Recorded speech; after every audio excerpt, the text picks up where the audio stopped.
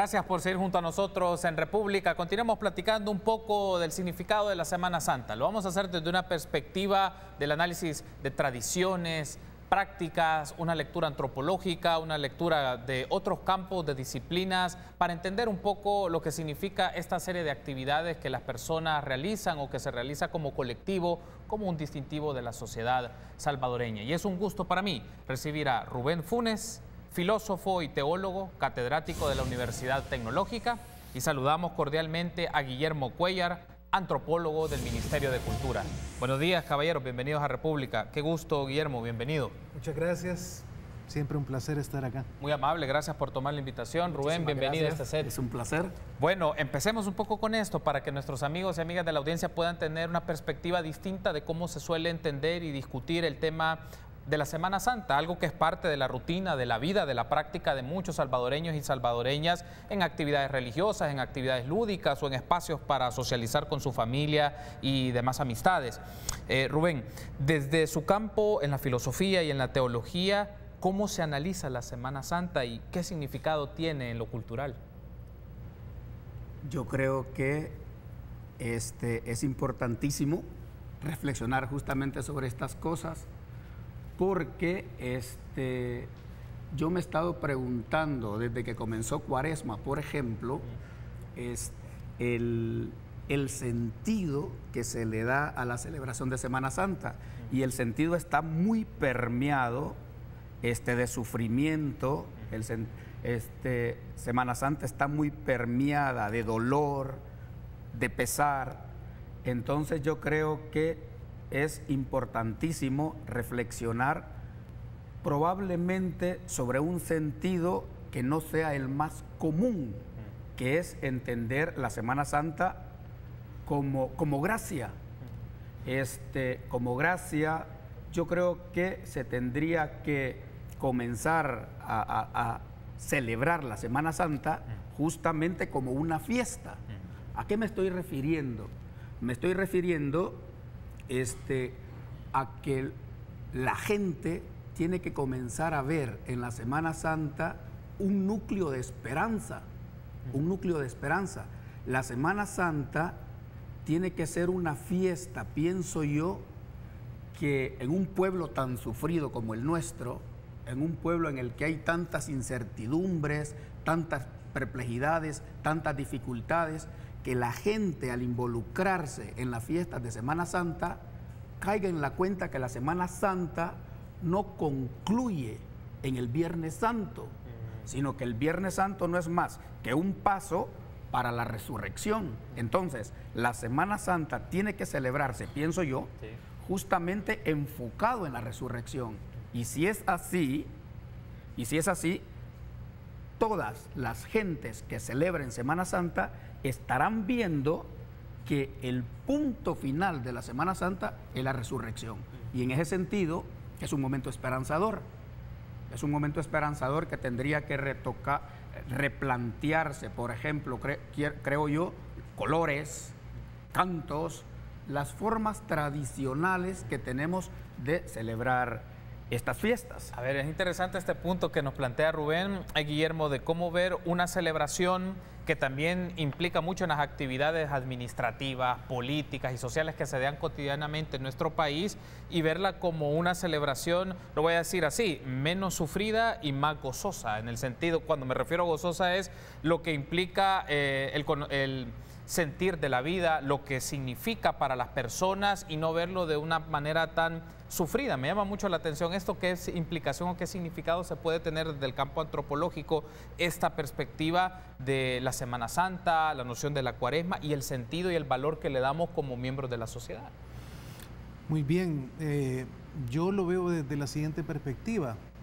La Semana Santa es un paquete de simbologías y significados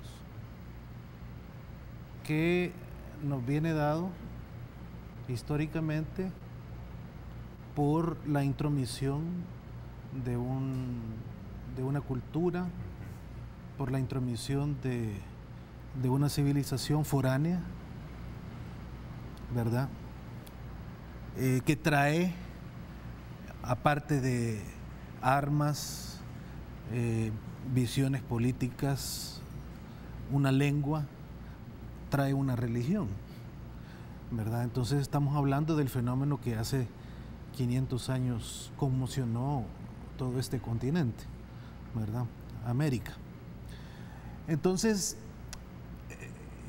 el tema del sufrimiento que está potenciado en este paquete simbólico, lo trabaja mucho la Iglesia Católica desde el inicio como un instrumento de evangelización, como un instrumento de penetración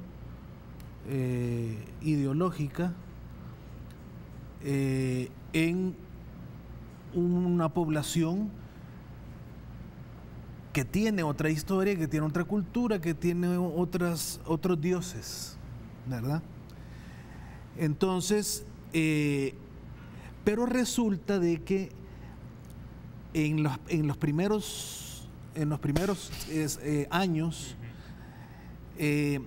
los evangelizadores no caen en la cuenta de que esta visión de sufrimiento pega perfectamente con la visión indígena originaria.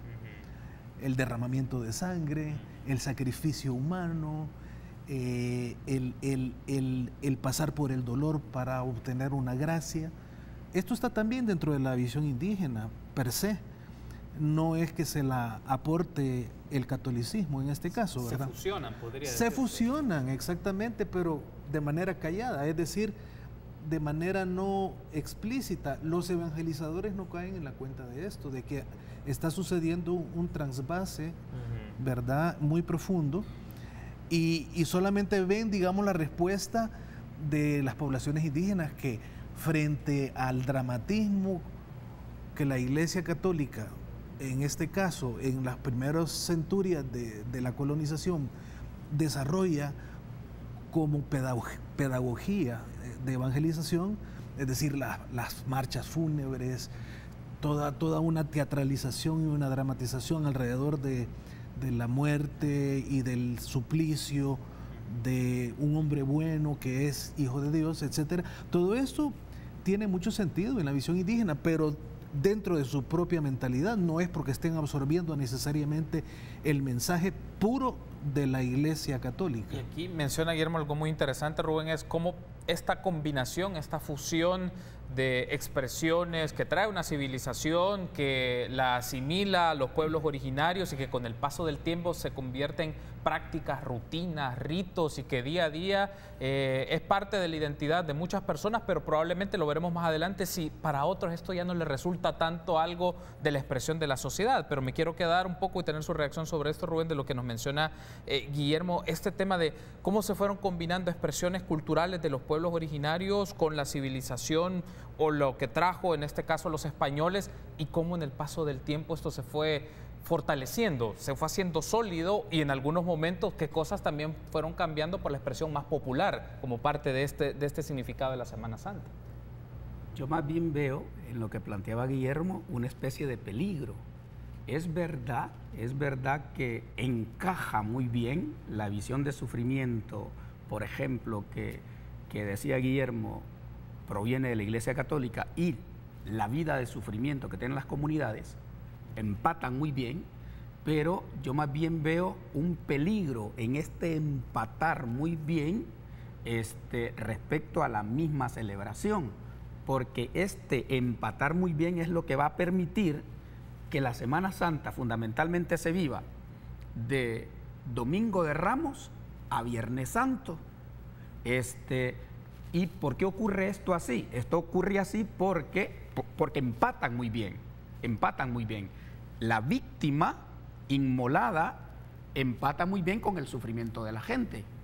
Lo que yo estoy proponiendo es que la celebración de Semana Santa no se quede en el Viernes Santo. Lo que estoy diciendo yo es que sea capaz de llegar hasta el Domingo de Resurrección. Y lo que estoy proponiendo además es que la fiesta de Semana Santa sea a ese sufrimiento que decís vos, Guillermo, por ejemplo, se vea como iluminado a partir de la posibilidad de resucitar. La Semana Santa tendría que ser, desde esta perspectiva, como el llamado a que el mal, por mucho poder que parezca tener, no es la última palabra. Eso es lo que se le tiene que decir a la gente, por ejemplo, que está sufriendo y que no es una novedad. Es que el mal no tiene la última palabra. La última palabra la tiene la resurrección, que será un paso ineludible, que será un paso inexorable, pero que la Semana Santa tendría que enfocarse justamente hacia la resurrección. La última palabra no la tiene el sufrimiento. Y esta es una de las dificultades que se ha tenido para descubrir el núcleo de esperanza que puede haber en la Semana Santa. Tengo que hacer una pausa, pero al regresar hemos hablado un poco en este primer segmento qué significa desde sus saberes, desde sus conocimientos en disciplinas académicas. Planteémonos ahora quiénes son los protagonistas en este periodo. ¿Quiénes son los protagonistas? ¿Son eminentemente expresiones litúrgicas, religiosas, o hay otras expresiones populares, otras expresiones sociales que son protagonistas en esta denominada etapa de Semana Santa? Regresamos.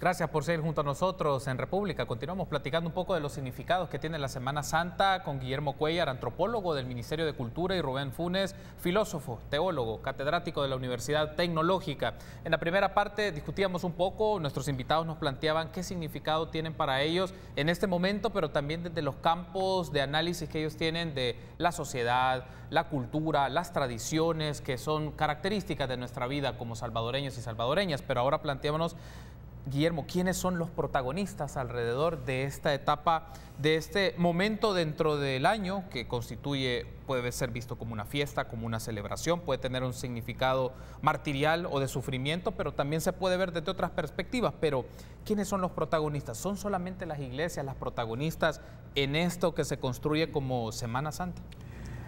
Bueno, un protagonista fuerte, ciertamente, y bastante visible y que define en gran medida cómo se van a llevar las cosas y cómo interpretarlas, es la institución eclesiástica, que, dicho sea de paso, no solamente es la Iglesia Católica, sino también hay otras iglesias cristianas, sí, ¿verdad?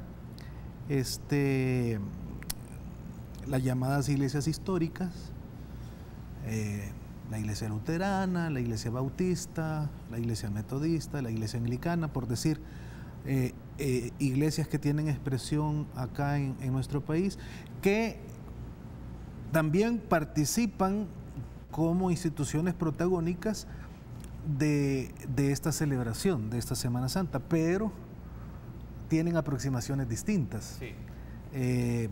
Yo he participado en más de alguna vez con iglesias cristianas no católicas. Tengo muchas amistades por diversas razones, pero aunque yo nací en familia católica y me eduqué en colegio católico y en universidad católica y todo católico, podría ser yo definido como católico en una encuesta nacional, sí, pero digamos que por diversas razones yo tengo muchas buenas amistades en la iglesia luterana, en la iglesia bautista. Yo he participado, por ejemplo, en celebraciones de Semana Santa de estas iglesias no católicas, cristianas, que tienen un sentido un poco más aproximado a lo que Rubén plantea, ¿verdad? No hay el énfasis en la muerte, en el sufrimiento, sino el énfasis en la resurrección.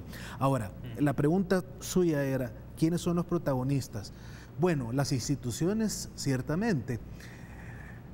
Pero también voy a decir una cosa, aquí hay una institución protagonista que mete su mano bastante en la celebración de la Semana Santa, que es las alcaldías, sí, ¿verdad?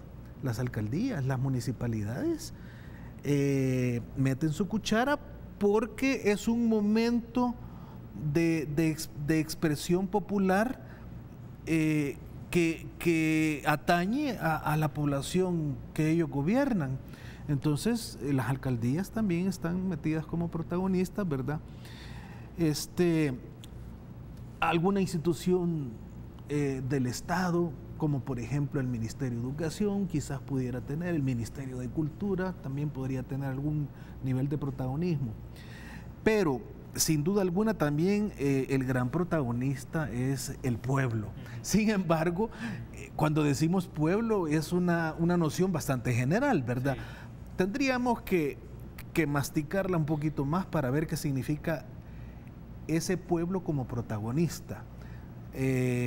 Tendríamos que ver cómo interpretamos a este protagonista. Yo tengo la impresión, quizás para concluir esta parte de la pregunta suya, yo tengo la impresión de que este protagonista se ha venido moviendo bastante, ¿verdad? De los últimos 50 años para acá, por decirlo algo. Voy a poner mi punto de referencia, sí, mi misma historia personal. Por ejemplo, cuando yo tendría 10 años, ¿verdad? No hace mucho, ¿verdad? Pero ya hace algún tiempo, yo me acuerdo cómo se celebraba la Semana Santa, cómo la celebrábamos con mi familia, etcétera. Y yo veo ahora cómo se celebra la Semana Santa, ¿verdad? De alguna manera hay una gran diferencia y veo que hay movimiento en este protagonista. Es probablemente el protagonista más dinámico de los protagonistas que intervienen, ¿va? Que la institución eclesiástica, que las municipalidades. Estas instituciones casi son bastante inamovibles, ¿verdad? Pero el protagonista más dinámico es el protagonista pueblo. Eso valdría la pena analizarlo. Eso es interesante. Bueno, me llama mucho la atención la configuración. El término pueblo tiene una discusión en varios campos bastante interesante, pero cómo se va modificando o se puede ir modificando, Rubén, las prácticas de las personas respecto a esta etapa específica, ¿no? La vista de algunos desde el sufrimiento, de otros de la redención, de otros de la resurrección, y ya hablaremos también en el último segmento, es los valores que tiene esto alrededor, qué valores o antivalores entran en confrontación en la sociedad, pero ¿quiénes son los protagonistas? Por ejemplo, pongo de referencia, hay personas que para esta temporada constituye el momento adecuado para juntarse con la familia, que probablemente tienen mucho tiempo de no hacerlo, sobre todo si algunos vienen de los Estados Unidos y aprovechan el espacio para hacerlo, otros ven su oportunidad de ver grupos de referencia, amigos a través de las cofradías, por ejemplo, y eso es algo muy característico de varios lugares y varias regiones, sobre todo en el occidente del país, pero ¿qué otras expresiones podemos nosotros identificar de protagonistas en este periodo? Yo quisiera retomar este asunto del protagonismo justamente desde la crisis.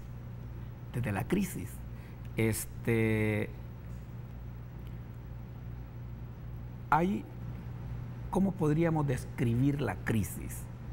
La crisis la podríamos describir como esta falta de identificación que hay entre el ciudadano con su ciudad. Es decir, este ciudadano no se siente respaldado por su ciudad. Esa es una expresión de la crisis. Entonces, si nosotros enmarcamos esta crisis dentro de la fiesta de Semana Santa y nos preguntamos por los protagonistas, la Semana Santa tendría que dejar de ser gestionada por los hombres de iglesia. Yo no sé si nos hemos dado cuenta que son los hombres de iglesia los que nos dicen cómo tenemos que comportarnos, los que nos dicen qué es lo que tenemos que hacer, los que nos dicen qué es lo que tenemos que comer. La fiesta en este sentido está de alguna manera privatizada por los hombres de iglesia. Entonces, la Semana Santa hay que sacarla de la sacristía, hay que sacarla, que sean los hombres de iglesia las que lo gestionan, para que realmente sea una fiesta del pueblo, ¿Cómo vendría sacar la fiesta de la sacristía a iluminar el problema de crisis que he planteado? Vendría porque dice un pensador, Daniel Bell, que la religión tiene que ser una religión civil. Una religión civil. La Semana Santa desde esta perspectiva, tendría que verse más bien desde la comunidad, desde el pueblo. Y esto serviría para articular, como decía usted, para articular no solo es una actividad, una fiesta que tenga que ver estrictamente con la iglesia, sino que hay otra serie de dinamismos que podrían enriquecer justamente la celebración. Podríamos verlo, Rubén, como una Semana Santa, por utilizar este término, sin la institucionalidad religiosa, me refiero. Es decir, bajo ese sentido lo que usted quiere explicar es, pensemos no solamente en los seres humanos como una expresión que tiene una manifestación religiosa, sino como un ciudadano que convive con otros en colectivos y en el marco de una ciudad. Digamos, podríamos plantear la Semana Santa sin esa noción de santidad entendida bajo el campo más religioso, institución religiosa. Una fiesta, para retomar un poco lo que decía Guillermo, que incluso le dé identidad a ese pueblo. Una fiesta que le dé identidad. Y de repente esto tendría que forzarnos a repensar los símbolos, los colores, porque se entendería más bien como la fiesta que le da identidad al pueblo que la celebra. Antes de irme a la pausa, me gustaría solo escucharle puntualmente. Me ha llamado mucho la atención esta noción de Rubén, es cómo podemos construir identidad popular a través de una noción de fiesta, digamos, algo que trasciende al sufrimiento y lo que eso implica, sino que al tema de la fiesta, pero también con claridad del entorno en el que estamos y en el que vivimos por las características de la sociedad salvadoreña. Sí, es un tema interesante y totalmente pertinente. No cabe duda de que la Semana Santa es un periodo fuerte, en donde hay una especie, o puede surgir una especie de renovación de identidad. Digamos que en el lapso de un año, por tomar un periodo temporal, un conglomerado de un país, de una localidad, de una región, va viviendo su vida, pero hay ciertos momentos fuertes en donde de alguna manera se viven, se sienten, se expresan emociones, significaciones, pensamientos, ideas que tienen que ver y que están conectados con la historia. No cabe duda que la Semana Santa es uno de esos momentos fuertes, de los pocos que tenemos en el año. Y es un momento fuerte no solamente para una región pequeña, por decirlo, por ejemplo, un país como el nuestro, ni siquiera para una región como Centroamérica, es un momento fuerte para un hemisferio en el planeta. Es decir, es interesante darle la dimensión también de alcance de hemisferio que tiene este momento. Por lo menos no es la mitad del planeta ciertamente, pero yo diría de que un 35% de los habitantes del planeta, ¿verdad? Podría estar equivocado en la proporción, pero no lo creo. Un 35% de los habitantes del planeta están inmiscuidos, están participando, están viviendo. Esto que llamamos Semana Santa en español o en otros idiomas, con distintas aproximaciones simbólicas o de formas culturales, pero en el fondo con un solo mensaje, ¿verdad? Con un mismo mensaje. Entonces, ese es un fenómeno interesante, también es un fenómeno global. La Semana Santa es un fenómeno humano global, hasta cierto punto, ¿verdad? Entonces, hay que meterle también este ingrediente de globalidad. Tengo que hacer la pausa, pero en el último segmento está muy interesante la discusión que tenemos sobre este tema. Este espacio pone en confrontación ciertos tipos de valores, antivalores, ¿se mantiene la tradición o es un momento para la transformación? Regresamos.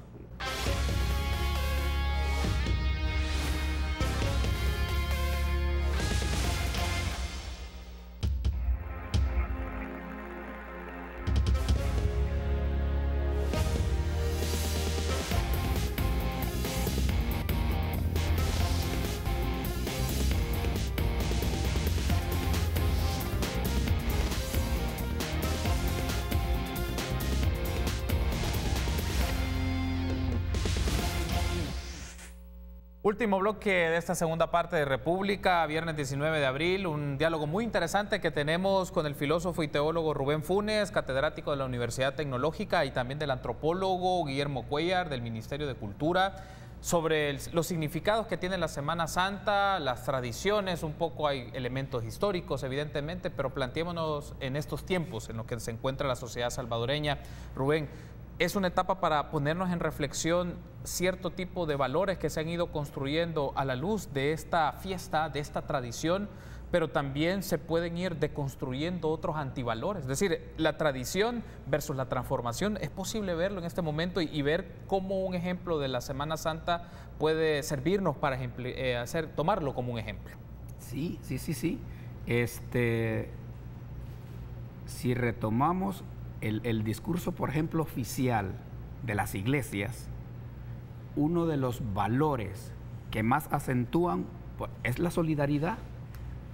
La Semana Santa puede ser una etapa privilegiada para fomentar valores como la solidaridad y como el altruismo, que son valores que en este momento no es que tengan tan buena prensa, porque desde distintos ámbitos se plantea que en sociedades tan complicadas como las nuestras ya no es posible seguir manteniendo valores como solidaridad y como el altruismo.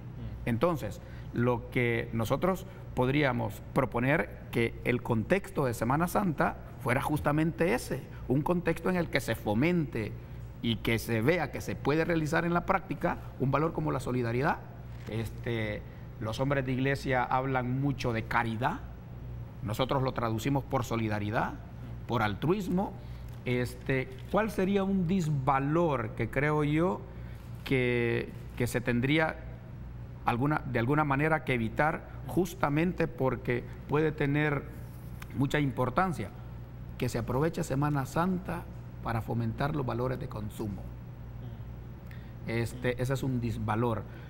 Usted decía, bueno, en Semana Santa es una oportunidad para que nos reunamos la gente, aprovechamos las vacaciones que venimos desde fuera para estar con los familiares, pero que no se aproveche ese medio para seguir consumiendo, para fomentar uno de los valores que probablemente tienen en tantas dificultades a esta sociedad, pero con que se recoja la solidaridad y el altruismo en el contexto de Semana Santa, yo creo que hemos hecho una gran cosa. ¿Cómo podemos discutirnos este esquema de ciertos valores que la tradición ha ido fortaleciendo, multiplicando, que se han solidificado en la sociedad, Guillermo, pero que también hay otros que podemos irlos deconstruyendo, podemos irlo erosionando y plantearnos otras maneras, por ejemplo, como menciona Rubén, discutirnos el tema del consumismo y replanteárnoslo, o el tema del altruismo, la solidaridad, el apoyo entre los pares ante las situaciones que este país vive, en violencia, en inseguridad, en desconfianza, entre otras cosas. Sí, pero yo quisiera conectar esta reflexión con la pregunta anterior. Sí.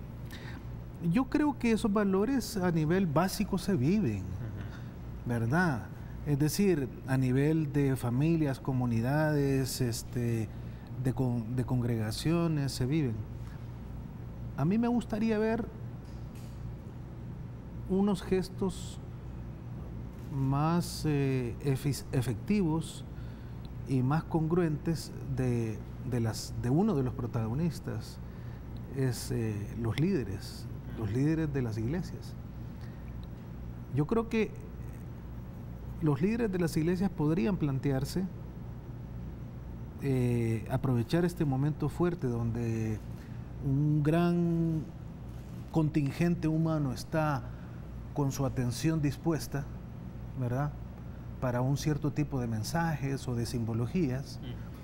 Yo aprovecharía este momento como líder para proponer un gesto. Y digo gesto y no digo discurso, no digo palabras, sino gestos.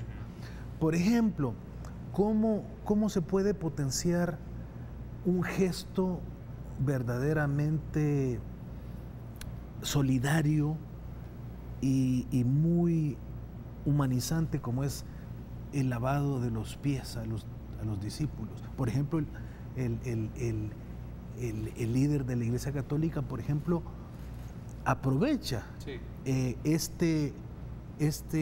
esta simbología y va, por ejemplo, a un presidio y lava los pies a presidiarios, o va, por ejemplo, a un hospital y lava los pies a enfermos en muy grave estado. Es decir, ese tipo de resignificaciones, yo creo que a los líderes a diversos niveles les tendría que hacer cosquillas y no decir, bueno, viene la Semana Santa, ya tengo mi rito definido, ya tengo mi programación de ceremonia, ya tengo mi programación de celebraciones y ya nos vamos como una rutina más. No. Justamente en la línea de que el liderazgo religioso en un país como el nuestro puede hacer mucha diferencia para acrecentar valores como los que hemos hablado, solidaridad, ¿verdad? Desprendimiento, ¿verdad? En términos materiales inclusive. Yo creo que eso sí valdría la pena, pero le tiro la pelota a los líderes. Hay un asunto aquí, bueno, ya que aparece el tema de las figuras de los liderazgos religiosos, porque se vuelven protagonistas, unos de los protagonistas en el esquema más clásico, más tradicional, Rubén, pero retomo un poco la palabra de Guillermo. Podemos discutirnos también fortalecer gestos o que ciertos valores sean materializados en ciertos gestos. Por ejemplo, la tolerancia y el respeto, que creo que esta sociedad lo requiere mucho. Muestra de eso en redes sociales hay de todo, pero también en la cotidianidad de la gente, la manera en cómo nos comunicamos no suele ser ni la más solidaria, sino que se vuelve a veces la más agresiva. Entonces, ¿cómo construimos ciertos valores como la tolerancia y el respeto desde los liderazgos, no solo religiosos? ¿Qué otros agentes pueden contribuir a esto? Yo creo que la solidaridad y el altruismo, estos valores, como dice Guillermo, es muy importante que se lo replanteen los líderes. Pero yo creo que es más bien un asunto más horizontal de la gente. ¿Por qué razón? Porque, y aquí discrepo un poquitito con Guillermo, yo no creo que la solidaridad sea un valor que practiquen tan masivamente la gente de la comunidad. La gente de la comunidad. Más bien tengo la impresión que lo que permea de alguna manera la comunidad es justamente la falta de solidaridad. ¿Por qué razón? Porque si las comunidades fueran solidarias, la realidad de las comunidades cambiarían notoriamente. Notoriamente. Que la solidaridad pueda tener niveles, que pueda... Sí, es verdad, pero sí es fundamental que se fomente la solidaridad de manera horizontal. ¿Cómo se puede hacer desde una perspectiva de la Semana Santa? Bueno, desde Cuaresma. Desde Cuaresma. Las iglesias proponen que haya un tiempo de preparación. Las comunidades tendrían que prepararse justamente en ser solidarias y que utilicen Cuaresma para ser solidarias. Los hombres de iglesia plantean mucho el problema del ayuno. Bueno, pues entonces que el ayuno se concrete en gestos solidarios. Y como dicen los expertos en estos asuntos, si yo soy solidario durante todo Cuaresma, de repente me queda el hábito de ser solidario cuando pase Cuaresma y se fomentó ese valor de solidaridad. Entonces yo sí creo que si se utiliza el conjunto de la Semana Santa para fomentar este tipo de valores, no solo en los líderes, sino en las comunidades, que es donde es relevante, puede ocurrir que nos quedemos después de Semana Santa ya con esos valores asimilados, ya con esos valores de alguna manera metabolizados. Quiero darle las gracias por haberme acompañado. Ha sido una plática muy interesante que creo que debemos hacer una segunda y tercera partes para discutirlo, no solo en el campo de Semana Santa, para entender un poco la cultura salvadoreña. A veces nos quedamos un poco con los rituales, con las nociones como muy clásicas, pero este tipo de fenómenos tienen un arraigo sociocultural, antropológico y una lectura teológica que vale la pena ponerle en discusión a nuestros amigos y amigas de la audiencia. Quiero darle las gracias, Rubén, ha sido un gusto. Gracias por haber estado con nosotros esta mañana. Muchísimas gracias por la invitación. Muy amable, gracias. Guillermo, ha sido un gusto también. La invitación está hecha para próximas oportunidades. A la orden y un saludo a la teleaudiencia. Y a ustedes también, amigos, gracias por habernos acompañado. Será hasta el próximo lunes, 6:30. Buen fin de semana.